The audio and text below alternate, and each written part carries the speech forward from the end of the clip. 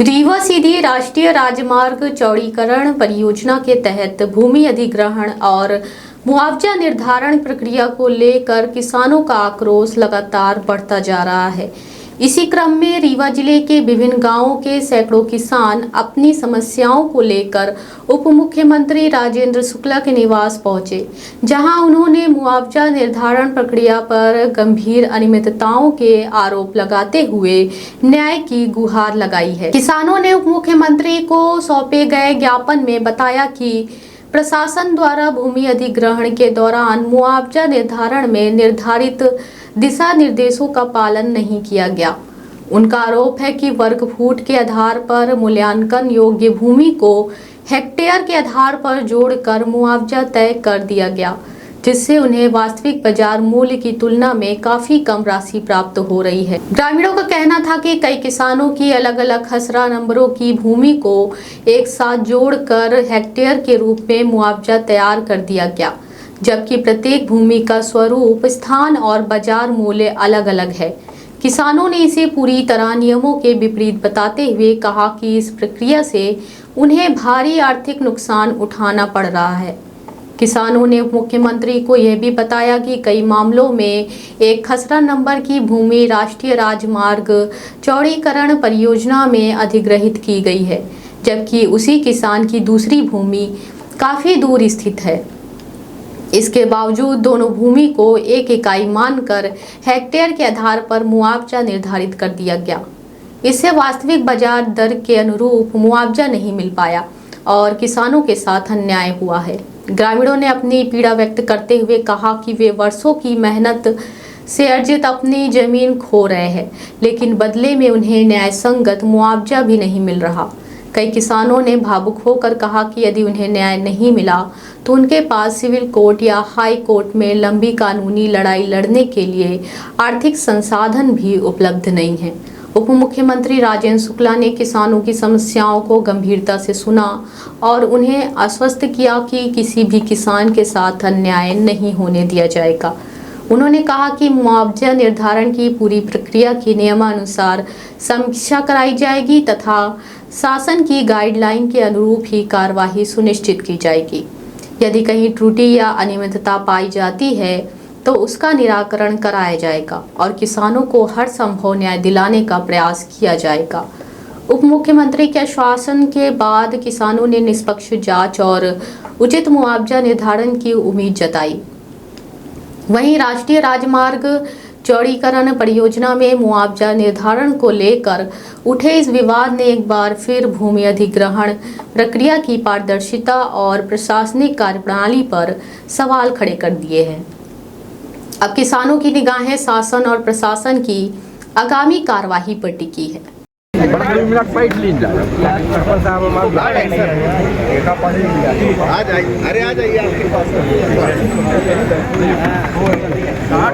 Explain sir बस sir 2 minute के लिए हमारी सुन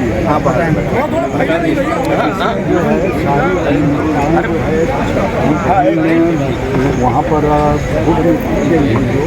न तो कोई नोटिस है किसी को आज तक कोई इश्तिहार, कोई नोटिस नहीं, कोई सम्मत, कोई इश्तिहार भी नहीं छपा।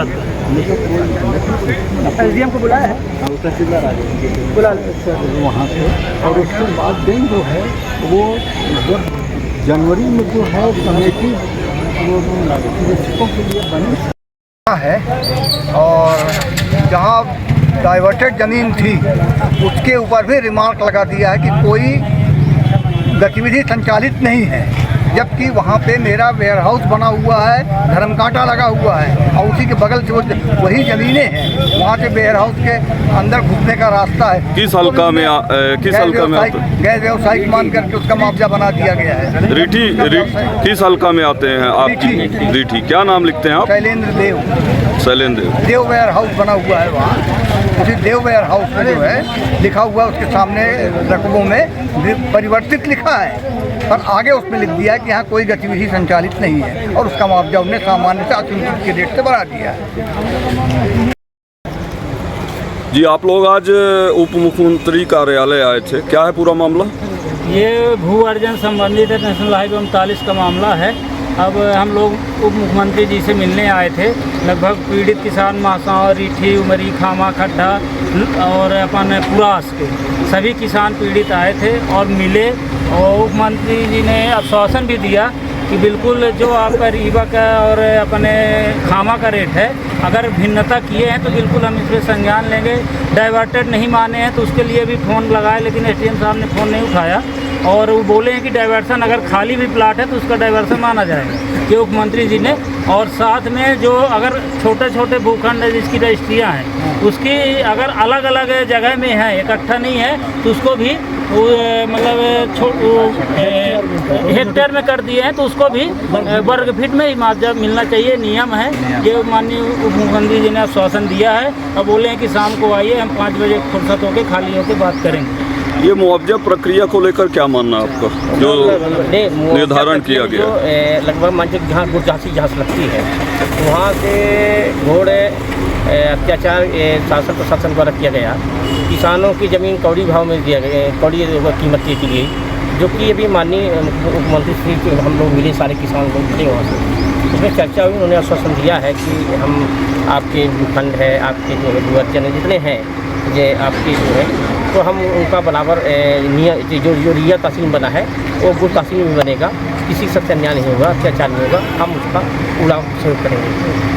क्या मानना है आप मेरा लोगों का? कहना ये है कि हुजूर तहसील और जो गुड़ तहसील में जो मुआवजा बना है, रीवा तहसील में जो है वो 4 गुना बना है और गुड़ तहसील में 2 गुना बना है। इसको जो है 4 गुना हमको भी मिलना चाहिए। क्या कहना चाहेंगे हम लोग कहना, मैं पुष्पेंद्र तिवारी महासाव से हूँ। कहने का मतलब कि मुआवजा डिसमिल में बना ही नहीं। हम लोग जैसे 28-30 डिसमिल ज़मीन फैसली यूज़ कर 15 लाख रुपए मुआवजा बना है, तो यानी कि 50,000 40,000 रुपये डिसमिल बना, तो इतने में किसान को कहाँ पड़ेगा? इतने में हमको रीवा और गुड़ दोनों के बीच में गांव आते हैं, न ज़्यादा शहर दूर है, 10 से 12 किलोमीटर शहर दूर है। इतने में हमको सरकार कहीं दिलवा पाएगी 50 रुपये डिसमिल? यही कहना है कि हम कम से कम डिसमिल में मुआवजा बने, सभी को किसान पीड़ित हैं। क्या कहना चाहेंगे आप? मेरा नाम अखिलेश त्रिवेदी है, मैं खामा का रहने वाला हूँ। इस भू अर्जन में इतनी अनियमितता की गई है कि मान लीजिए कोई 6 भाइयों में बंटवारा है, उनका बटांकन पड़ा है, तरमीम है, उसको 1 नंबर करके हेक्टेयर में मुआवजा बनाया गया है, जबकि रजिस्ट्री के समय शुरुआती 7.5 डिसमिल का शासन कलेक्टर गाइडलाइन से ड्यूटी लेता है। तो उस मापदंड को कहीं माना ही नहीं गया एसडीएम साहब द्वारा मनमानी तरीके से। तो हम लोगों का सिर्फ मानना ये है, मांग ये है कि कलेक्टर गाइडलाइन जो डाइवर्टेड लैंड है और डाइवर्सन शुल्क जो भूमि स्वामी जमा किया है, तो उसका डाइवर्टेड का मूल्यांकन किया जाए, ना कि कृषि भूमि का मूल्यांकन करके हम लोगों को जान से मतलब कहना चाहिए तो मृत्यु के कगार पे खड़ा किया जा रहा है। ये बंद। क्या कहना चाहेंगे आप? मेरा नाम दुर्गा शंकर मिश्रा है, मैं महासाव से हूँ। सर, हाईवे के किनारे जो भी लोग थोड़ी थोड़ी भूखंड लिए हैं वह खेती करने के लिए नहीं लिए हैं, वो व्यावसायिक ढंग से लिए हैं, क्योंकि इतना महंगा है भूखंड।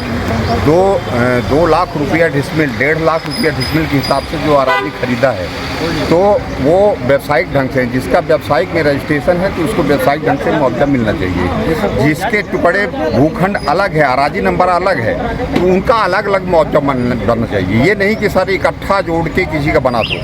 तो ये सर निवेदन है कि इस हिसाब से काम करें। आपने आप दूसरी चीज़ ये है कि हुजूर तहसील लोही तक हुजूर तहसील लगता है और लोही के बाद खामा से गुड़ तहसील लगता है। हुजूर तहसील में अलग मापदंड है और हुजूर गुड़ तहसील में अलग। ऐसे 2 विसंगतियाँ क्यों हैं? ऐसी डिस्ट्रिक्ट एक ही है।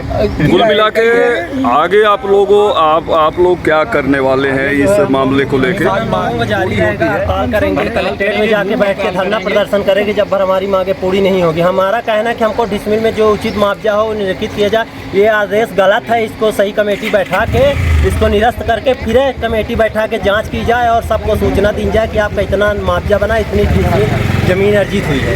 हम सब का यही ज्ञापन देने वाली बातें अब आज से पूरी हो चुकी हैं। करीब कलेक्टर साहब से शुरू किया, विधायक जी को दिया, सांसद जी को दिया, अपने उप मुख्यमंत्री महोदय को भी दे दिया। अब इस पे भी कोई अगर सुनवाई नहीं होती है तो 1 हफ्ते के बाद हम लोग धरना जाएंगे भोपाल तक, वहाँ कार्य करेंगे और अनशन करेंगे, घेराव करेंगे। बोले हैं कि हम दोनों पक्षों को सुन ले, गुड़ तहसील और जो विसंगति है वो क्यों है, अगर है तो उसका सुधार किया जाए, ऐसा आश्वासन मिला है आज। उस आश्वासन से आप लोग संतुष्ट हैं? पूर्णतया संतुष्ट नहीं है। संतुष्ट तब होंगे जब मतलब सफलता मिलेगी, और डाइवर्सन वाली जमीन का जो डाइवर्सन का कागज है उसको डाइवर्सन का पेमेंट मिलना चाहिए। मतलब उसमें लिखा है एक्ट 2013-14 के, तभी हम लोगों को मुआवजा दे देना चाहिए। तब से आज तक 5, 6 साल 7 साल हो गए, तब तक कुछ सूचना नहीं मिली कि आपका कितना ज़मीन अर्जित हुई है, क्या है, कैसे। हम लोग छोड़ के उस हिसाब से उसमें गतिविधियाँ करते हैं। और मुख्यमंत्री जी ने कहा भी है कि अगर 4 गुना मुआवजा आपको कहा गया है सीएम साहब से, तो आपको मिलेगा 4 गुना मुआवजा। तो जब उप मुख्यमंत्री जी ने ऐसा कहा है, तो 2013-14 के सर्वे के अनुसार हमें रिवॉर्ड दिया जा रहा है, तो आप 2026 के अनुसार 4 गुना हमें मुआवजा दे दीजिए। हमारी मांग यही है, अगर ये नहीं हुआ तो आक्रोशित जन आंदोलन होगा, नेशनल हाईवे 39 जाम होगा। नहीं तो ऐसा करें मुख्यमंत्री साहब कि हम यहीं पे आत्मदाह कर लेते हैं। जैसा कि आप लोग ये बता रहे हैं कि आने वाले समय में आप लोग मुख्यमंत्री कार्यालय भोपाल जाएंगे, इस विषय में क्या कहना चाहेंगे आप लोग? हम सब कमेटी सब जाने के लिए तैयार है, सारी दुनिया जाएगी, सब लोग केस करेंगे, सब लोग हम लोग जाएंगे और दिल्ली तक प्रदर्शन करेंगे। जिनका गलत नाम जोड़ा गया है उनका भाई मेन मुद्दा है कि ये गलत गाइडलाइन ही पारित हुई है। सूची में गलत नाम लोगों ने गलत गाइडलाइन है, एसडीएम वगैरह की ये जो है जो आरोप है कि डाइवर्टेड भूमिका भी एक साथ वो बना रहे हैं। डाइवर्टेड भूमिका जो रेट लगना चाहिए